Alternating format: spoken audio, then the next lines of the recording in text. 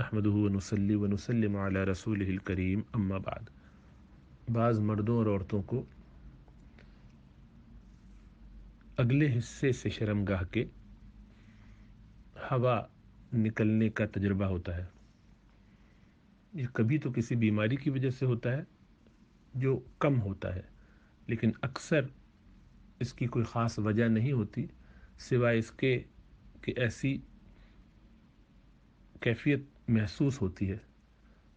اختلاج کی وجہ سے، کچھ نہ کچھ حرکت کی وجہ سے اندر ایسا محسوس ہوتا ہے، مختلف مائکرو لیول پہ چیزوں کے چلنے ہلنے جلنے سے وہ ایک کیفیت سی ہو جاتی ہے اختلاجی، اور وہ اصل میں ہوا نہیں ہوتی، لیکن محسوس ایسا ہوتا ہے جیسے کچھ ہوا جیسی نکلی۔ تو اس صورت میں تو ظاہری بات ہے وضو نہیں ٹوٹتا کسی کا، لیکن کبھی کبھی ہوا نکلتی بھی ہے۔ وہ جو ہوا نکلتی ہے اس کی وجہ خواتین میں یہ ہوتی ہے کہ، اور کم ہوتا ہے یہ مسئلہ لیکن ہوتا ہے، اور وہ بعض اوقات کافی آواز کے ساتھ بھی نکلتی ہے۔ اس سے ظاہری بات ہے شرمندگی ہوتی ہے اگر پبلک میں ایسا ہو جائے، اور کبھی جو ہے وہ اکڑو بیٹھے تو نکل گئی، کبھی جو ہے زیادہ کچھ بھاگ دوڑ ہلکی پھلکی کرنے لگے، کچھ زیادہ مشقت کی تو نکلی،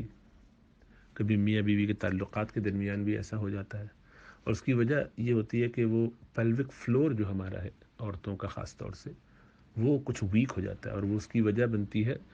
بچوں کی پیدائش۔ ایک دو بچے ہو گئے تو وہ جو پورے مسلز ہیں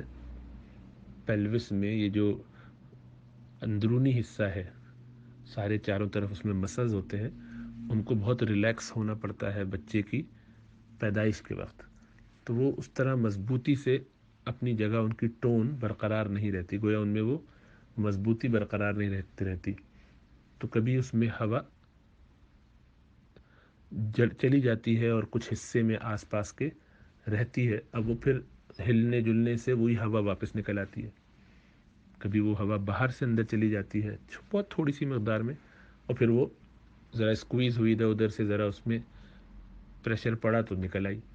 کیونکہ راستہ نکلنے کا ایک ہی ہے۔ تو یہ جو ہوا اس طرح سے نکلتی ہے، اس کے بارے میں کیا حکم ہے؟ مردوں کو یہ مسئلہ اس طرح سے نہیں ہوتا، اس لیے کہ ان کے یہاں یہ سلسلہ نہیں ہے، تو اس لیے ان مردوں کو اگر ایسا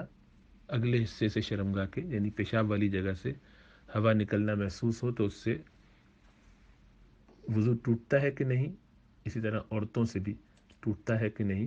اس میں فقہا کا اختلاف ہے۔ امام مالک کے نزدیک ہوا مردوں کے آگے والے حصے سے نکلے یا عورتوں کے، وضو نہیں ٹوٹتا۔ امام شافعی اور امام احمد بن حنبل کے نزدیک مردوں عورتوں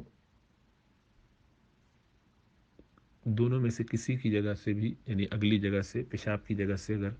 ہوا نکلے تو اس سے وضو ٹوٹ جاتا ہے۔ احناف کے ہاں رائے وہی ہے جو امام مالک کی ہے کہ اس سے وضو نہیں ٹوٹتا، لیکن ایک خاص بیماری ہے اس کا تذکرہ کرتے ہوئے احناف نے یہ صورت بنائی ہے کہ اس میں وضو توڑنے کا حکم ہوتا ہے۔ وہ ایک بیماری مفضات کہلاتی ہے، مفضات، تو یہ ایسی عورتیں یعنی کہ جن کا بچے کی پیدائش وغیرہ کی وجہ سے کسی بھی موقع پر پردہ پھٹ جائے ہلکا پھلکا آپس میں، تو وہ گویا پچھلے راستے سے ہوا نکل آئے، ایسی صورت میں ظاہری بات ہے وہ ناپاکی سے پچھلے راستے سے مل کے ہوا آئے گی تو اس سے وضو ٹوٹنے کا حکم لگاتے ہیں۔ تو اگر کسی کو ایسی کوئی بیماری ہو جائے اس میں معلوم کر لے گیسٹرنٹرولوجسٹ وغیرہ سے، اور وہ بتائیں کہ ایسا ہے، تو اس صورت میں ان کو احتیاطاً وضو کر لینا چاہیے۔ امام مالک اور امام شافعی وغیرہ کے قول کی وجہ سے، اس میں عبداللہ ابن مبارک رحمۃ اللہ علیہ کی بھی یہی رائے ہے۔ بہرحال خلاصہ یہ ہے کہ عام حالات میں جب کہ کوئی میڈیکل ریزن نہ ہو، مثلا کسی کو ایسی کوئی بیماری نہیں کرونز یا اس طرح کی جس سے کوئی فسٹولا وغیرہ بن گیا ہو، آنتوں سے، تو ایسی صورت میں تو یقیناً کوئی مسئلہ نہیں ہے، کیونکہ کوئی بیماری نہیں ہے، اور اگر بن گئی ہے کوئی بیماری ہے تو پھر اس صورت میں احتیاط کرتے ہوئے وضو کر لینا چاہیے۔ اور کسی کو مستقل یہ ہوتا ہو ہر وقت ہی، تو ظاہری بات ہے اس میں اس کا عذر ہوگا، جیسا کہ اس کی نکسیر پھوٹ جائے اور ناک سے خون بہتا رہے تو اس کا عذر ہوتا ہے کہ ہر نماز کے لیے تازہ وضو کرے۔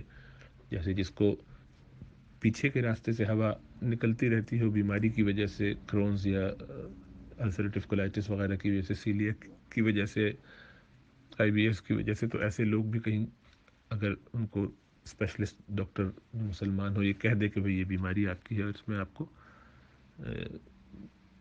کوئی اور ہم علاج نہیں کر سکتے سوائے سے کہ دوائیں چلتی رہے، تو ایسے لوگ جن کو پیشاب کے قطرے آتے رہتے ہیں، تو ان سب کے لیے پھر یہ ہے کہ مشورہ کر لیں علماء سے، اپنے مفتیان کرام سے، اور پھر اگر ان کو اجازت مل جاتی تو پھر ان کو ہر نماز کے لیے تازہ وضو کرنا ہے، تو اس میں بھی ایسے ہی کیا جائے گا۔ تو خلاصہ کلام یہ ہے کہ امام مالک اور امام ابو حنیفہ رحمۃ اللہ علیہ رحمہ اللہ اجمعین، ان کے نزدیک